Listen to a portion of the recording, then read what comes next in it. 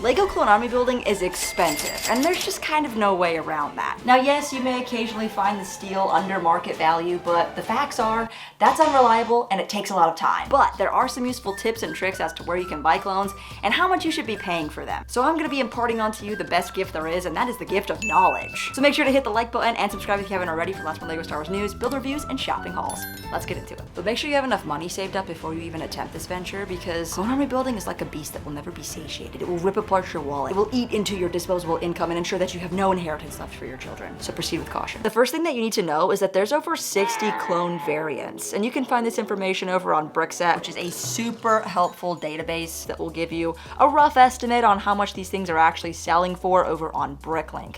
But do note that the values here are listed as average sales over the last 6 months, so they could be a little low or even a little high, but usually low. Now obviously Bricklink is a great resource, but then the issue is how many are going to be available in your country and from the same seller. What happens is that there's actually not that many of the figure that you're looking for in the country, the condition varies, and then by the time you go to purchase it, the shipping and tax is just gonna like totally blow out and it's not worth it. Also, sometimes international sellers actually have way better products, but they don't even ship internationally. I've even asked nicely. With shipping and tax, it's not really worth it to buy an individual figure on Bricklink unless it's just for a really good price, or if you've increased your total cart size so that that's all dispersed over the total cost. So even better than actually buying figures individually is buying them in bulk lots or in bundles. Now obviously some bulk lots get pretty expensive. You don't have thousands of dollars to be shelling out on Lego minifigures only to be able to get a handful of clones in that lot. So looking for some of these smaller bundles, I'm gonna have you guys search over on Mercari,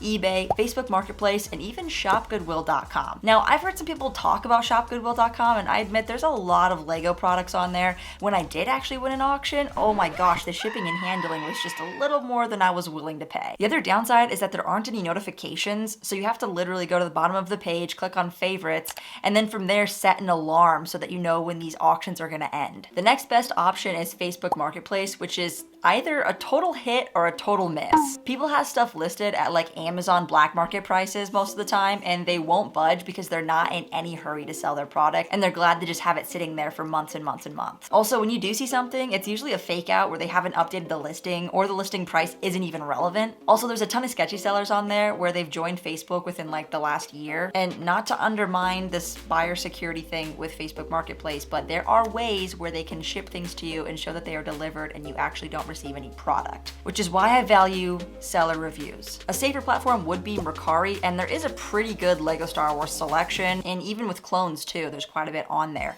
The worst thing though is that there's a lot of listings for like Lego compatible items, which do totally get in the way of actually finding legitimate Lego products. It may look exactly like the actual Lego minifigure that you're after, but then only in the description at the very bottom it will say like Lego compatible. I'm not really sure what I would think about buying Lego compatible figures to build an army with, because I would just so much rather have an actual Lego product because the value's there, and if you resell it, like you get your money back out of it because it's an item that's going to increase in price over time. Whereas Lego compatible items, they don't really carry as much value because they don't have the name brand behind them. Now the fourth option here is eBay, which is kind of an interesting one because there are way more auctions, but there's also a ton of buy it nows. And occasionally the buy it now price will actually beat out Bricklink's best price in your country because of free shipping. Pro tip for eBay auctions is filter by ending soonest, because if there's a deal to be had, it's usually in the last few minutes of the auction. eBay feels really reliable. Mercari seems like you have to be checking it every couple of hours.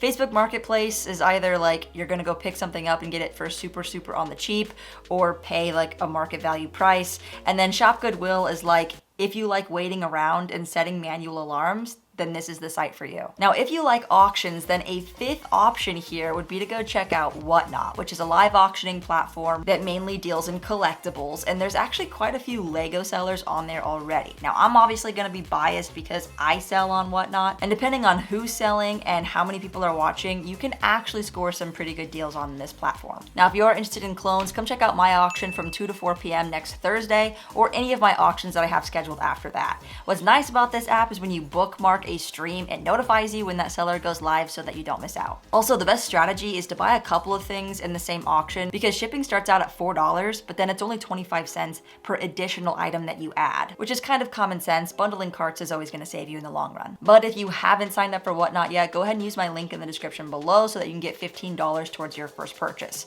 The way that works is that when you sign up, you'll see that, oh, Danny Bob invited you, and now you're going to be able to claim your $15 in credit. Nice. Then when you make your first purchase, you're going to see that that credit is applied to that first purchase. Now, it's not to say that you can't get deals and nearly commit felonies for how low you're getting these plastic kids toys, but it's just overall really hard to find people that are actually like selling Lego because they don't want it anymore, they want to get rid of it, and they're just trying to clear out space. Most people know what it's worth and they are trying to pinch every penny. Now, there are two completely different markets for Lego consumers, and that's the general mass market and then people who are actually like fans of Lego. The mass market are the people who look at eBay and Amazon prices and think, okay, well, that's what they're going for. Everybody else says, screw those prices, we're paying the Bricklink value or less if I can find it. But at the end of the day, prices are determined based on what people are willing to pay. I'll always say that the best deal you're gonna get is in person because you're not gonna have to pay taxes or shipping, so that's more money in their pocket and more Lego in your collection. But again, unless you're at some kind of Lego convention, it's not really doable to have in-person transactions. So for that reason, it is imperative for you to know what the market value of these figures are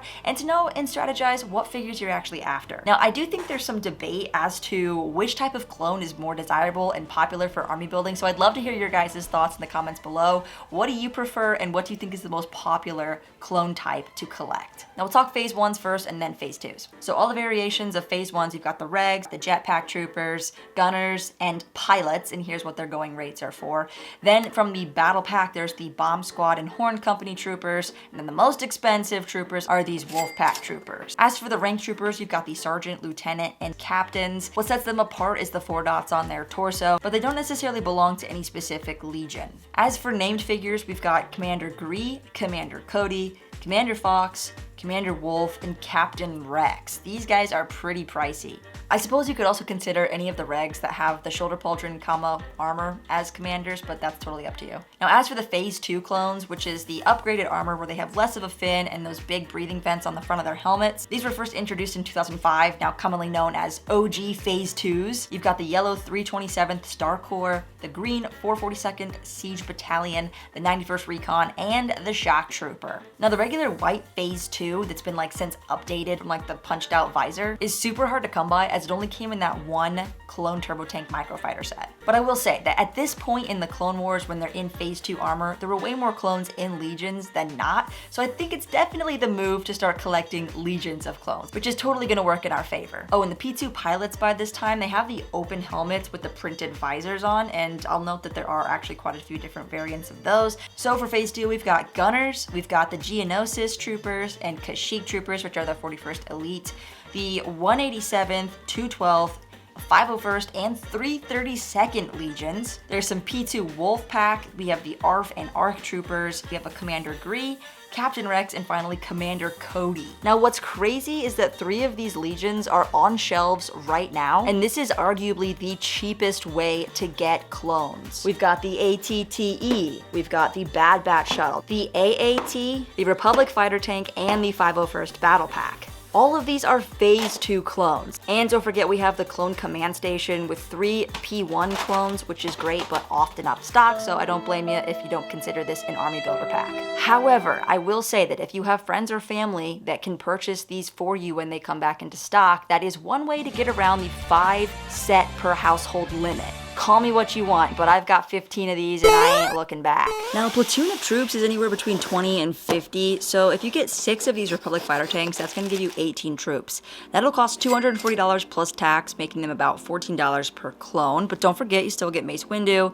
2 battle droids, and the actual build. I'm just saying purely for the sake of clones. For the 501st Clone Battle Pack, you'll essentially get each of those for $6. The Bad Batch figures I'd probably buy separately because you can get those for around $10 to $20 each, but unfortunately the AAT only includes one clone, so he's a bit pricier to buy separately. You're doing good if you can get him for about $15 to $20. And lastly, the ATTE, which is already a difficult set to find in stores, but it's honestly such a great build that I wouldn't really buy the figures separately, especially if you don't like the way they look. With 5 clone troopers in there though, that would make them $28 each, but I see people selling all 5 clones for about $90, making them about 18 bucks each. Now this is why I said that the cheapest way to get clones is arguably by buying the sets that are currently on shelves, because there are still certain clones that you can get for less than $10 each, and a lot of P1 clones go for about that too. So here are the top 5 cheapest variants. The 501st Battle Pack clones remain to this day the cheapest clone to be able to purchase because you can get the set for $24. Following that is the Clone Command Station clones. These ones unfortunately are just not selling for a lot because they have been put into a $15 accessory pack, making them $5 each, but because of scarcity they're not so easy to come by. Still, they are the second cheapest clone. Next would be the Phase 1 Bomb Squad troopers. A lot of people hate these for some reason. I kind of like them,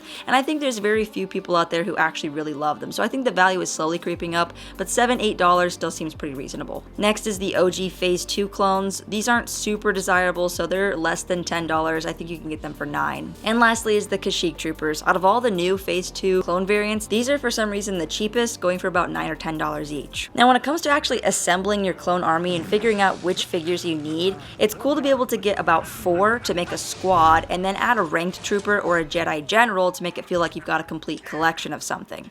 For example, I've got a few assembled here, starting with the most notable Anakin in the 501st troopers. We've got Obi-Wan Kenobi in the 212th, Mace Windu in the 187th, which yes, this is technically Legends, but we're going with it, Ki-Adi-Mundi with the Geonosian troopers, Commander Gree and Luminara with the Kashyyyk troopers, Plo Koon and the Wolfpack troopers, and there's a lot more combinations, but just as a visual, here's a couple of other things that I put together. But of course, the most satisfying way to actually set up all of your clones is just on a massive 48x48 base plate where you have a ton of the same clone in very fancy little perfect lines. This is just super visually pleasing and just makes you feel kind of an accomplished human being, also knowing that you've completely depleted your bank account and all future investment savings. Now you can pat yourself on the back knowing that you've spent probably more money on this plastic than most people do on their first car. Some of the other clone battalions that I'd love to see would include the Galactic Marines. I would love to see more Wolfpack troopers or even 327th Star Corps, as those are really rare. But let me know down in the comments below what your favorite clone legion is and what you'd most like to see in the future. If you enjoyed this video or learned anything new, a like would be greatly appreciated, but that's gonna do it for now, so until next time guys, thanks for watching and happy building.